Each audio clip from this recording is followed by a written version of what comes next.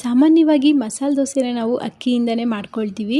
ಈ ರೀತಿ ಒಂದ್ಸಲ ರಾಗಿನ ಹಾಕಿ ಮಾಡಿ ನೋಡಿ, ತುಂಬಾ ಗರಿಗರಿಯಾಗಿ ರುಚಿಯಾಗಿ ಬರುತ್ತೆ.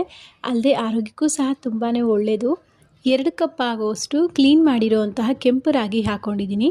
ಅರ್ಧ ಕಪ್ ಆಗುವಷ್ಟು ಉದ್ದಿನಬೇಳೆ, 3/4 ಕಪ್ ಆಗುವಷ್ಟು ಅಕ್ಕಿ, 2 ಸ್ಪೂನ್ ಆಗುವಷ್ಟು ಕಡಲೆಬೇಳೆ, 1/4 ಕಪ್ ಆಗುವಷ್ಟು ಗಟ್ಟಿ ಅವಲಕ್ಕಿ, 2 ಸ್ಪೂನ್ ಆಗುವಷ್ಟು ಮೆಂತ್ಯ ಕಾಳನ್ನು ಹಾಕ್ಕೊಂಡು ಇದಕ್ಕೆ ಸ್ವಲ್ಪ ನೀರನ್ನು ಸೇರಿಸಿ 1-2 ಸಲ ವಾಶ್ ಮಾಡಿಕೊಂಡು ನೆನೆಯೋದಕ್ಕೆ ಎಷ್ಟು ಬೇಕೋ ಅಷ್ಟು ನೀರನ್ನು ಹಾಕಿ 8ರಿಂದ 10 ಗಂಟೆಗಳ ಕಾಲ ನೆನೆಯೋದಕ್ಕೆ ಬಿಡಬೇಕು. ಸಾಮಾನ್ಯವಾಗಿ ಅಕ್ಕಿ ಎಲ್ಲ ಆದರೆ ಒಂದು 4-5 ಗಂಟೆ ನೆನೆಸ್ಕೊಂಡ್ರೆ ಸಾಕಾಗುತ್ತೆ.